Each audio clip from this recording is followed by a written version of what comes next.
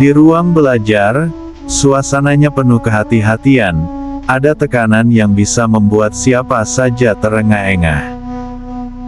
Pria tua itu telah berganti pakaian menjadi satu set jubah baru, hanya rambut putih dan janggutnya yang telah hangus yang masih tersisa. Sekarang setiap kali dia memikirkan kejadian itu, perutnya akan bergejolak dengan amarah yang membara, memberinya dorongan untuk melampiaskan rasa frustrasinya dengan keras. Apakah menyalakan api itu menyenangkan? Membakar orang, apakah itu menyenangkan? Berapa umurmu sekarang, dan kamu masih bermain api? Saat dia mengatakan ini, lelaki tua itu sangat marah, sehingga dia memiliki keinginan yang kuat untuk memberi pelajaran pada gadis terkutuk itu. Aku sudah memberitahumu, Dongfang Yan yang mencoba menyakitimu, itu tidak ada hubungannya denganku. Guru Woyun melambaikan tangannya dan menjawab dengan tidak setuju. Bohong, kamu pasti berbohong. Pria tua itu menatap tajam padanya. Jangan berpikir bahwa aku tidak tahu kebenaran masalah ini, kamu. Tiba-tiba suaranya berhenti tiba-tiba, matanya menatap lurus ke depan pada liontin batu giok yang dipakai Guru Woyun dengan gelisah. Dia segera bangkit dari tempat duduknya dan menyerbu ke arah gadis muda di depannya, mengangkat tangannya dalam upaya untuk merebut ornamen batu giok darinya. Tapi mata dan tangan Guru Woyun merespon cepat.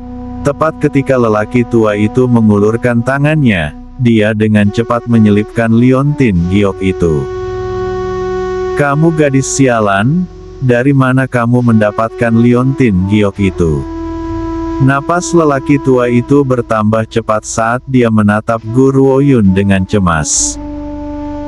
Guru Woyun menggerakkan mulutnya. Dari mana? Ini adalah izin perjalanan dari nenek. Apa? Orang tua itu sangat terkejut dengan semua yang baru saja dia dengar, kemudian menarik kepalanya dengan cemas sambil menjawab dengan marah. Tidak apa-apa dia memberikan liontin batu giok kepada ZR, tetapi mengapa dia memberimu juga, dasar gadis terkutuk? Dia benar-benar tidak adil padaku, atas dasar apa kalian berdua boleh bertemu dengannya kapanpun kalian mau, padahal aku hanya boleh bertemu dengannya 3 kali dalam setahun. Gadis terkutuk, cepat dan biarkan aku melihat liontin giok itu. Guru Woyun mengangkat bahu. Kakek memanggilku gadis terkutuk, jadi mengapa aku harus menunjukkannya kepada kakek?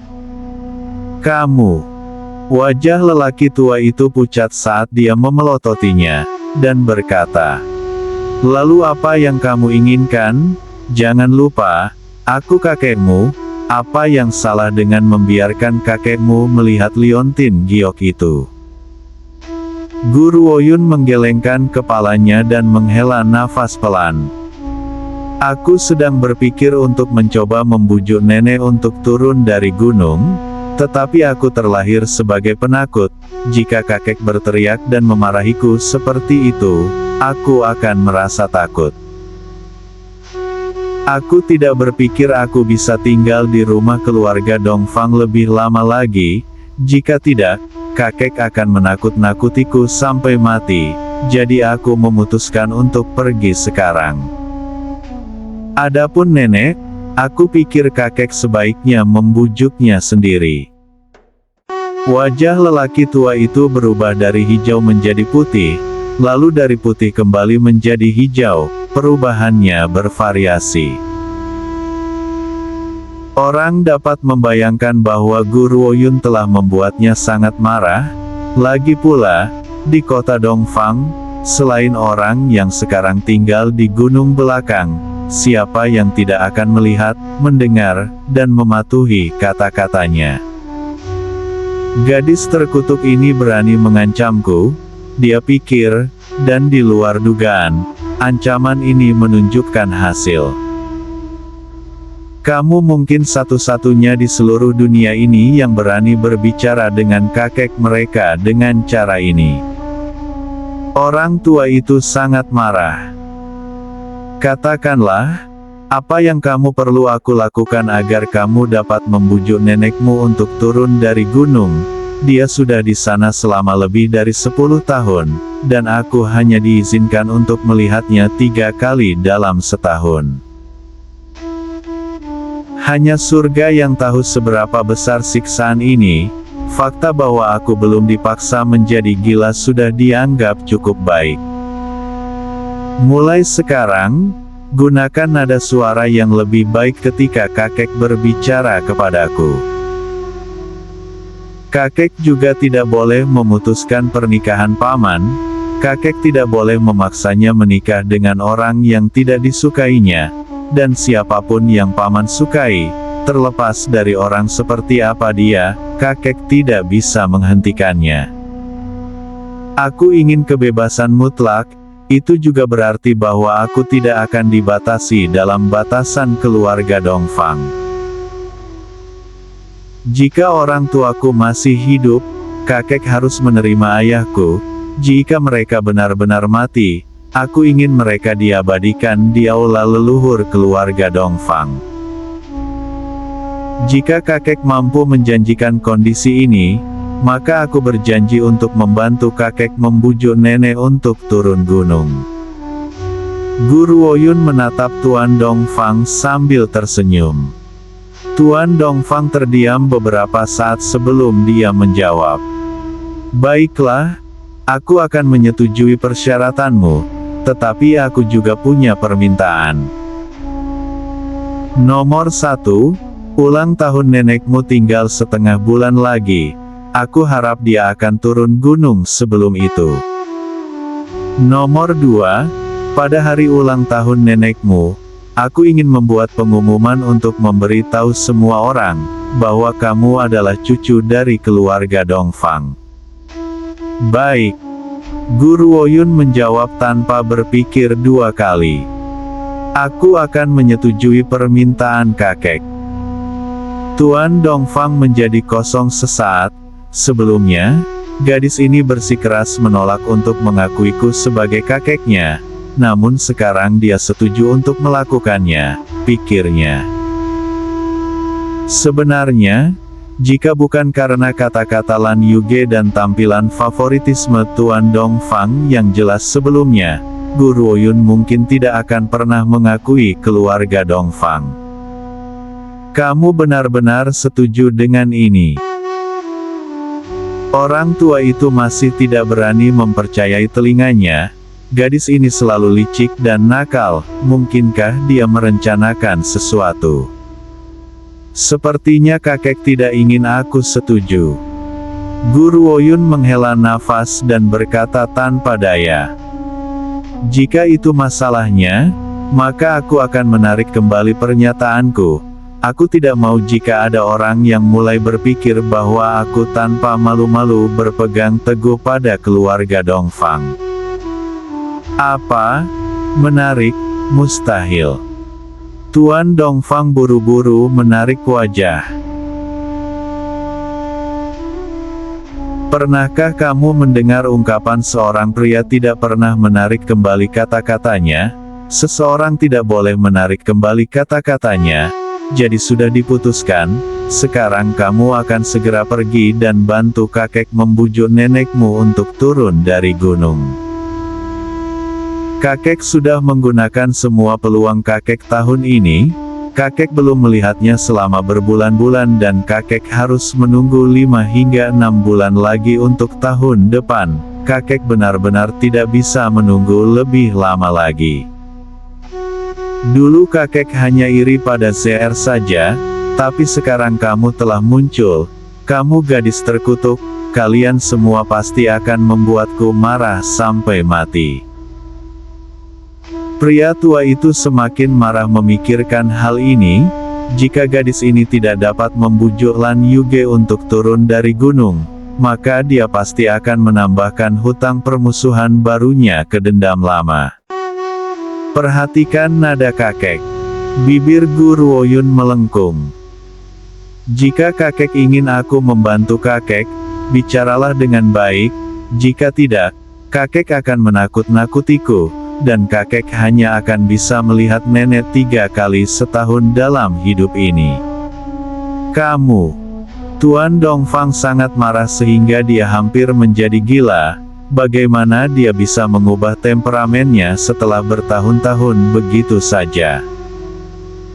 Tetapi ketika dia berpikir untuk dipisahkan dari cinta dalam hidupnya oleh sebuah gunung, untuk bertahan hanya melihatnya 3 kali dalam setahun, setelah bertahun-tahun itu adalah perasaan yang lebih menyesakkan daripada kematian. Karena itu, dia menarik napas dalam-dalam, dan memaksakan senyum ke wajahnya yang tua dan keras. Gadis kecil, kamu dapat melihat berapa usia kakek sekarang. Apakah kamu benar-benar tega membiarkan kakek dan nenek tetap terpisah? Meskipun kamu tidak menyukaiku, kakekmu, tetapi nenekmu juga tidak dapat melihatku. Bisakah hatinya menanggung ini? Jika kamu dapat membujuk nenekmu untuk turun gunung, kakek akan memenuhi apapun yang kamu inginkan. Hanya surga yang tahu berapa banyak kekuatan yang harus dia gunakan untuk mengucapkan kata-kata ini. Bahkan kemarahan tidak nyaman yang dia rasakan tidak terlihat di wajah lamanya. Lupakan, aku akan membujuk gadis kecil ini dulu, lalu menagih hutangku saat Yuge kembali, pikirnya. Gu Ruoyun mengangguk puas. Selama kakek tidak memperlakukanku dengan keras, maka aku akan membujuk nenek untuk turun dari gunung sebelum ulang tahunnya. Tentu saja, sebelum itu, aku masih tidak ingin ada yang tahu tentang hubunganku dengan keluarga Dongfang. Aku sudah mengatakan apa yang perlu aku katakan, aku akan kembali ke kamar sekarang. Tunggu. Melihat Gu Ruoyun hendak pergi, Tuan Dongfang dengan cepat membuka pintu untuknya, dengan senyum terpampang di wajah tuanya. Gadis kecil, perhatikan langkahmu, jangan sampai tersandung. Jika kamu tersandung dan jatuh, gadis kecilku yang berharga, hatiku akan sakit. Pada saat itu, Dongfang Saus, yang telah mendengar tentang kejadian di kaki gunung dan bergegas pulang, kebetulan menyaksikan adegan ini dan benar-benar tercengang. Seolah-olah dia baru saja melihat dinosaurus yang sudah punah, saat dia menatap heran pada Tuan Dongfang yang mengawal Gu Ruoyun keluar dari ruangan, dia seperti kubis Cina besar yang acak-acakan ditiup angin. Ini, apa yang terjadi? Apakah ayah masih tuan rumah yang pemarah? Dia bertanya-tanya. Dongfang Saus baru sadar setelah Gu Ruoyun pergi, dia dengan cepat berbalik dan dengan cepat berlari mengejarnya, dan tidak memperhatikan ekspresi penjilat Tuan Dongfang. Yuner, apa artinya ini? Bagaimana sikap kentut tua itu berubah begitu drastis? Aku telah memintanya untuk menahan diri tetapi dia dengan tegas menolak. Mengapa ada perubahan drastis sekarang? Wajah lembut Dongfang Saus penuh kejutan saat dia buru-buru bergegas menuju Gu Ruoyun. Sejujurnya dia masih belum pulih dari kejutan awalnya. Apakah itu benar-benar Tuan Dongfang? Bisakah aku yakin bahwa dia tidak diganti secara rahasia? Itu terlalu sulit dipercaya. Jika kabar ini tersebar, aku tidak berpikir seorang pun di kota Dongfang akan mempercayainya, dia bertanya-tanya. Gu Ruoyun mengangkat bahunya tidak setuju. Paman tidak berpikir bahwa kentut tua itu terlalu munafik. Itu. Dongfang Saus berhenti sebelum menganggukkan kepalanya. Itu tampaknya benar, tapi Yuner, katakan padaku dulu, Apa yang kamu lakukan pada si kentut tua sehingga dia akan berubah begitu drastis? Tidak banyak, aku hanya mengatakan kepadanya bahwa dia terlalu galak, dan dia akan menakut-nakutiku. Guru Woyun menjelaskan sambil tersenyum kecil, dan menggosok hidungnya. Dongfang Saus tidak bisa mempercayainya. Berdasarkan kepribadian kentut tua itu, apakah dia benar-benar akan mengubah jalannya karena takut kamu akan meninggalkannya? Dia bahkan berubah sedemikian rupa. Jika Tuan Dongfang mengetahui bahwa dia terlihat sangat menyedihkan di mata putranya sendiri, dia mungkin akan pingsan karena marah. Tentu bukan itu saja. Guru Woyun menoleh ke Dongfang Saus dan memutar matanya. Aku juga mengatakan, bahwa jika aku tidak pergi, aku dapat membantunya membujuk nenek untuk turun dari gunung, itu sebabnya dia menjadi seperti itu. Setelah mendengar ini, Dongfang Saus akhirnya melihat cahaya. Tidak heran jika Tuan Dongfang bersikap tidak konsisten, itu semua karena ibu. Seperti yang mereka katakan, segala sesuatu memiliki kelemahan. Orang tua itu memiliki temperamen yang buruk dan kepribadian yang mudah tersinggung. Tetapi satu-satunya orang di seluruh dunia ini yang dapat memberinya kehidupan yang bahagia dan sejahtera adalah ibu.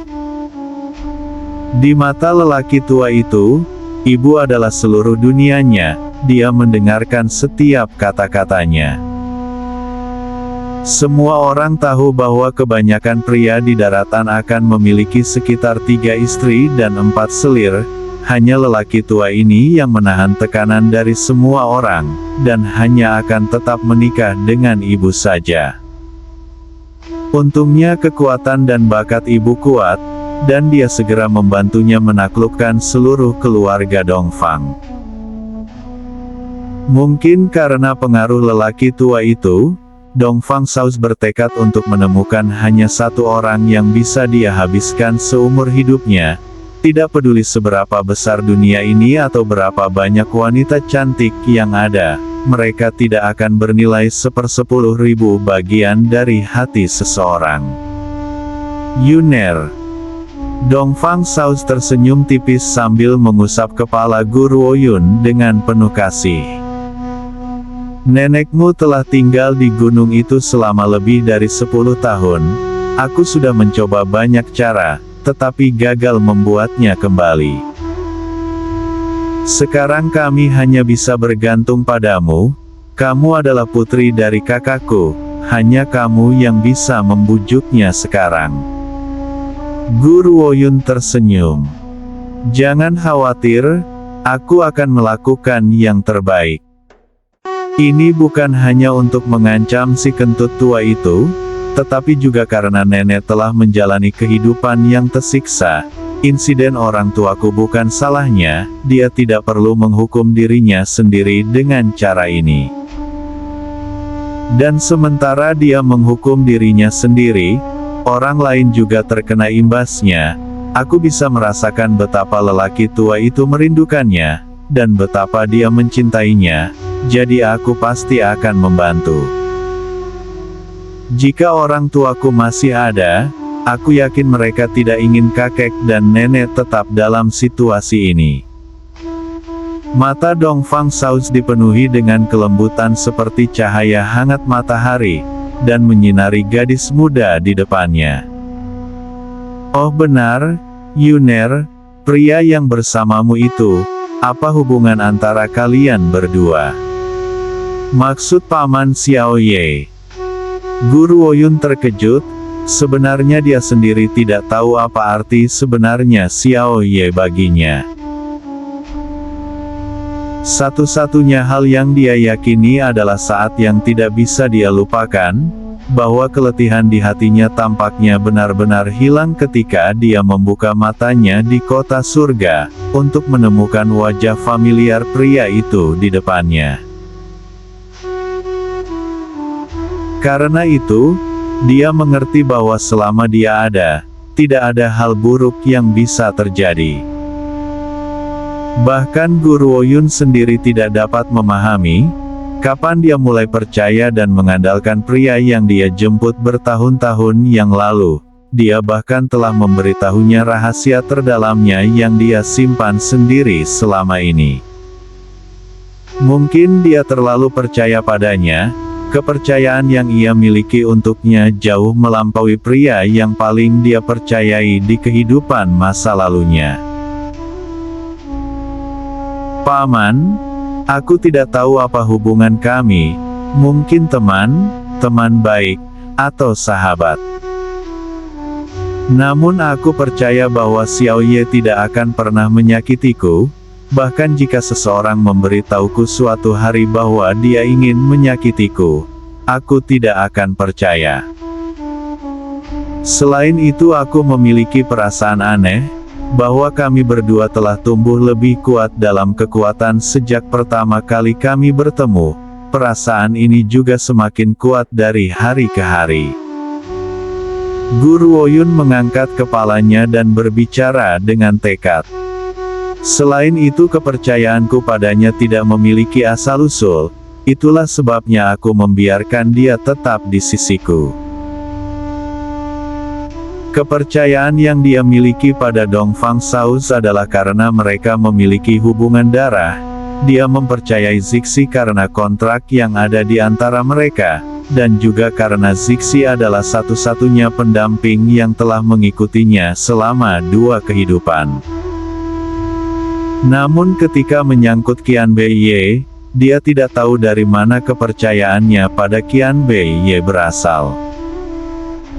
Yuner, pria itu memiliki kekuatan besar, namun paman percaya bahwa terlepas dari seberapa kuat dia tidak akan pernah mengangkat pedangnya melawanmu. Dongfang Saus tersenyum hangat. Dengan dia di sisimu, paman akan merasa nyaman terlepas dari apa yang ingin kamu lakukan. Paman. Jejak kehangatan menyelimuti hati Guru Woyun. Tidak peduli berapa lama perjalananku di masa depan, paman akan selalu menjadi keluarga terdekatku di dunia, dan keluarga Dongfang juga akan menjadi pendukungku. Dongfang Saus menjadi kosong sesaat. Apa yang dimaksud Yuner dengan ini? Mungkinkah dia telah mengakui keluarga Dongfang? Dia pikir.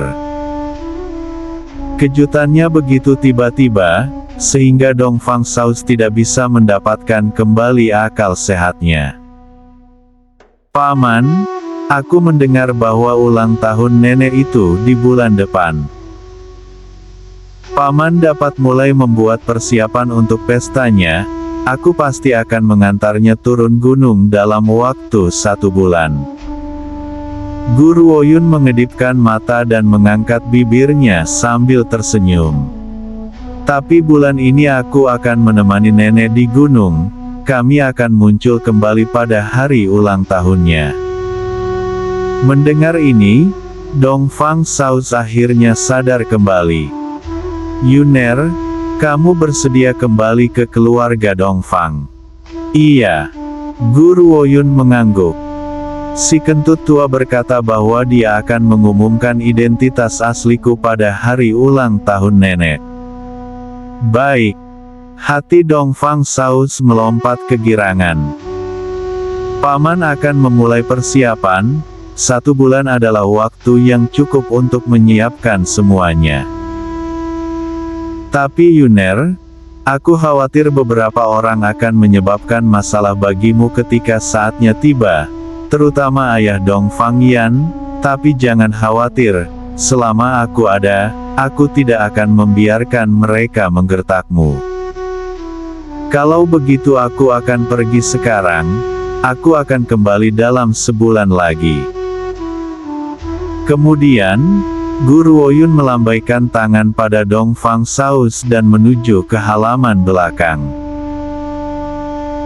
Setelah kepergian Guru Woyun, Dongfang Saus buru-buru membuat persiapan, mengirimkan undangan pesta ulang tahun Lan Yuge ke banyak keluarga, oleh karena itu, seluruh kota Dongfang terguncang. Semua orang tahu, bahwa sejak kematian Dongfang Yu, pembudidaya nomor 1 kota Dongfang, Lan Yuge, telah menutup diri di pegunungan belakang dan menolak untuk pergi sejak saat itu. Sekarang dia akan muncul lagi, bagaimana mungkin berita ini tidak menimbulkan sensasi? Untuk menjilat keluarga Dongfang, banyak yang mengeluarkan biaya untuk mencari hadiah yang paling berharga. Mereka bermaksud untuk menonjol selama perayaan ulang tahun dan menerima perhatian keluarga Dongfang. Di antara kekuatan yang kuat ini, hanya keluarga Lin yang paling berusaha. Ini bukan karena alasan lain, tetapi karena belum lama ini, Tuan Dongfang secara misterius telah membatalkan keputusannya untuk meminta Dongfang Saus mengambil nona keluarga Lin sebagai istrinya. Keluarga Lin segera berasumsi, bahwa mereka entah bagaimana telah menyebabkan beberapa bentuk ketidakpuasan pada Tuan Dongfang, sehingga mereka mengambil banyak kesulitan dalam membuat persiapan mereka. Tetapi bagaimana mungkin mereka tahu, bahwa alasan mengapa Tuan Dongfang membuat keputusan seperti itu pada saat itu adalah karena Dongfang Saus bukan lagi anak-anak. Dia hanya memperhatikan kultivasinya dan tidak menunjukkan niat untuk memiliki anak. Hal ini menyebabkan ayahnya secara tidak sadar menjadi cemas. Setelah itu, nona keluarga Lin sengaja mendekati Dongfang Saus dan dia menghiburnya dengan sopan. Siapa yang menyangka bahwa Tuan Dongfang secara tidak sengaja menemukan tempat kejadian, dan berasumsi bahwa putranya sedang mengalami kebangkitan cinta yang pertama, jadi dia secara samar-samar membicarakannya dengan Tuan keluarga Lin. Namun sejak mendengar kata-kata Guru Oyun, dia dengan sengaja mendekati Dongfang Saus tentang masalah ini hanya untuk mengetahui bahwa dia benar-benar salah membaca situasi. Putranya tidak tertarik sama sekali pada nona keluarga Lin. Sejak itu, sikap Tuan Dongfang terhadap keluarga Lin tiba-tiba menjadi dingin sedemikian rupa, sehingga keluarga Lin tidak bisa memahami apa yang bisa mereka lakukan untuk menyinggung perasaannya.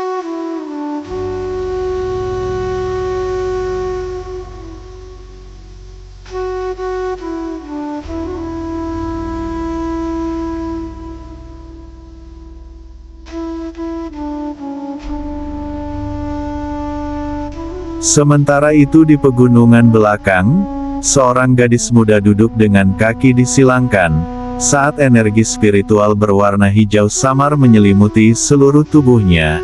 Energi ini perlahan diserap oleh pori-porinya. Saat itu merembes ke lautan spiritual di tubuhnya, itu juga mulai perlahan-lahan mengalirkan beberapa kotoran melalui pori-porinya. Proses ini dilakukan berulang-ulang. Tiba-tiba kekuatan yang kuat meletus dari dalam tubuhnya dan menyapu seperti gelombang cahaya melalui tanah.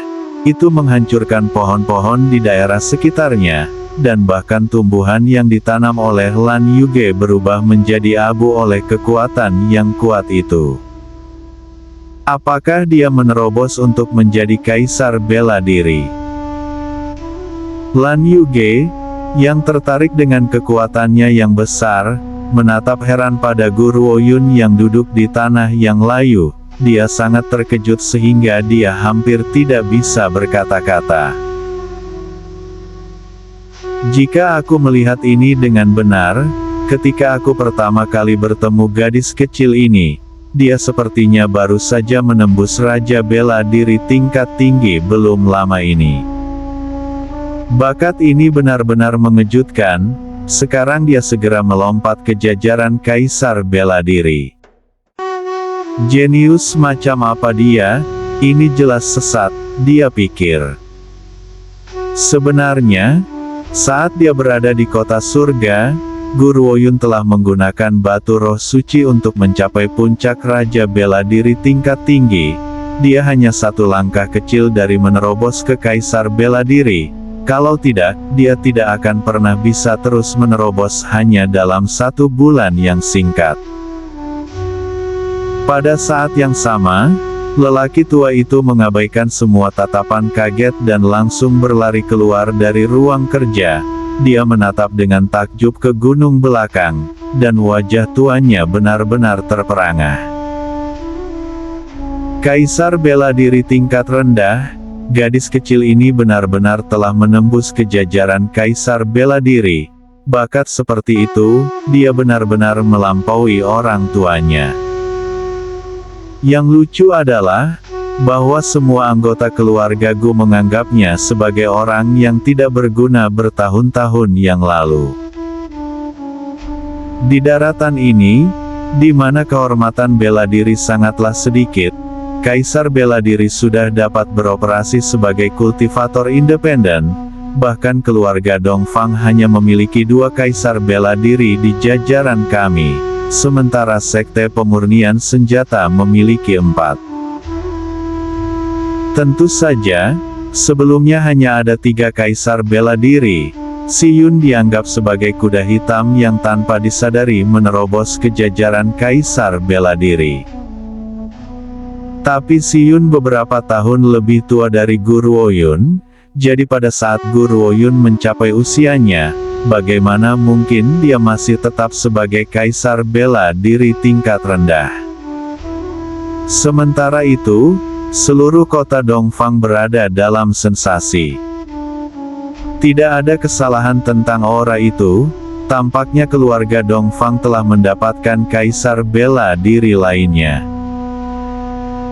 Mungkinkah Tuan Muda Dongfang?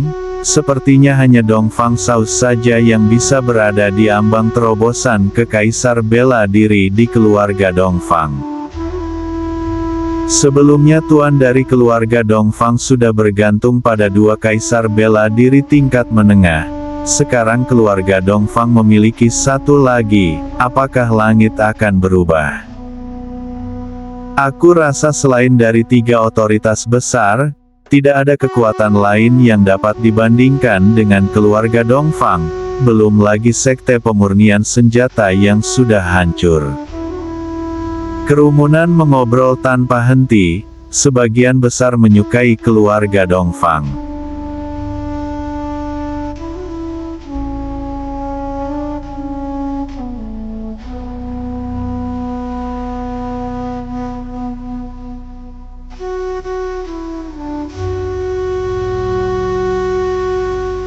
Sedangkan di punggung gunung, saat Gu Ruoyun membuka matanya, dia mendapati dirinya dalam pelukan.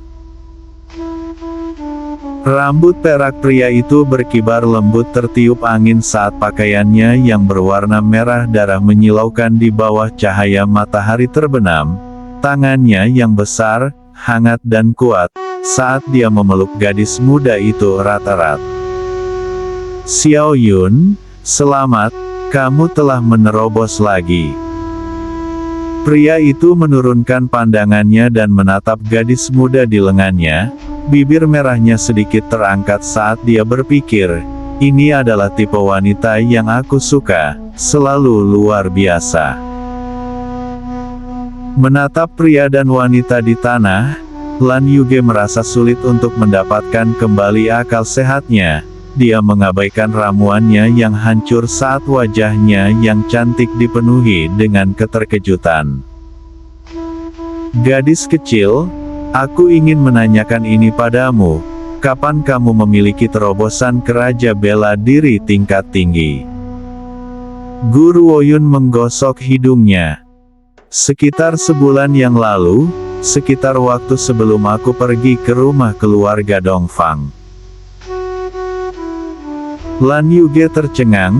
Untuk mencapai pangkat Kaisar Bela Diri dari Raja Bela Diri tingkat tinggi dalam 1 bulan, tidak ada yang tahu apa artinya ini. Siapa yang mungkin memiliki kemampuan untuk mencapai level itu hanya dalam waktu 1 bulan? Gu Ruoyun yang jelas telah melihat melalui pikiran Lan Yuge, dengan cepat menjelaskan. Itu benar-benar murni keberuntungan, bahwa aku telah berhasil mencapai jajaran Raja Bela Diri tingkat tinggi di puncaknya. Aku telah menerima harta karun aneh beberapa waktu yang lalu, yang memungkinkanku untuk menerobos dalam waktu 1 bulan. Murni keberuntungan, Lan Yuge menggelengkan kepalanya, dia tidak pernah percaya pada keberuntungan. Tentu kenaikan kekuatan Guru Woyun yang tiba-tiba dalam waktu singkat mungkin ada hubungannya dengan itu, tapi itu bukan satu-satunya alasan. Selain itu, ketika ditanya tentang kekuatan mereka yang berkembang pesat, banyak anak muda akan mengaitkan kesuksesan mereka dengan kerja keras. Mereka pasti tidak akan mengakui bahwa mereka telah menggunakan alat tambahan. Namun gadis ini telah menjelaskan terobosannya dengan begitu cepat dan sederhana, bahkan menggunakan keberuntungan sebagai penjelasannya. Melihat kerendahan hati Guru Woyun di usia yang begitu muda, Lan Yuge akhirnya mengerti bagaimana dia bisa tumbuh menjadi kesuksesan yang dia miliki hari ini. Nenek. Guru Woyun menyapa saat dia berdiri dari pelukan Qian Beiye, melihat Lan Yuge berjalan keluar. Besok adalah perayaan ulang tahun nenek, mari kita hadiri bersama. Lan Yuge sedikit terkejut dan tatapannya penuh kesedihan. Yuner, aku sudah memberitahumu, tidak peduli apa yang kamu katakan, aku tidak akan pernah meninggalkan gunung ini. Ini hukumanku, pikirnya. Apakah nenek benar-benar tidak mau melihat lelaki tua itu? Guru Woyun bertanya dengan alis sedikit terangkat. Aku mengerti bahwa nenek menghukum diri sendiri dengan menolak untuk melihat orang yang nenek cintai. Tetapi bukankah lebih baik menghukum orang yang benar-benar bersalah kepada nenek? Jika nenek benar-benar ingin membalas dendam untuk ibu, bersembunyi di gunung seperti pengecut bukanlah cara yang tepat. Sebaliknya, nenek harus berani menghadapi kenyataan dan meningkatkan kekuatan keluarga Dongfang. Hanya menjadi keluarga yang kuat kita bisa membalaskan dendamnya. Menjadi lebih kuat, Lan Yuge terkejut. Kekuatan organisasi itu sangat kuat. Apakah kita benar-benar bisa melawan? Di masa lalu dia tidak akan pernah berpikir bahwa ini akan mungkin, tapi sekarang, Lan Yuge menatap gadis muda di depannya, wajahnya penuh dengan senyum paling cerah, dia merasa tergerak, mungkin gadis ini bisa menjadi satu-satunya harapan untuk membalas dendam. Baik. Lan Yuge tersenyum, matanya berkilauan. Aku berjanji padamu, aku akan turun gunung bersamamu besok. Bagus, kalau begitu mari kita tunggu sampai perayaan ulang tahun tiba, dan biarkan kentut tua itu tetap cemas untuk beberapa saat lagi. Guru Woyun mengerjap saat dia melengkungkan ujung bibirnya dengan nakal. Qian Beiye yang tetap diam, matanya yang merah darah tertuju pada bayangan gadis muda itu, kecantikannya yang tak tertandingi bersinar dengan senyum hangat. Xiao Yun, tidak peduli apa yang kamu lakukan, atau kemana kamu pergi, aku akan selalu berada di sisimu.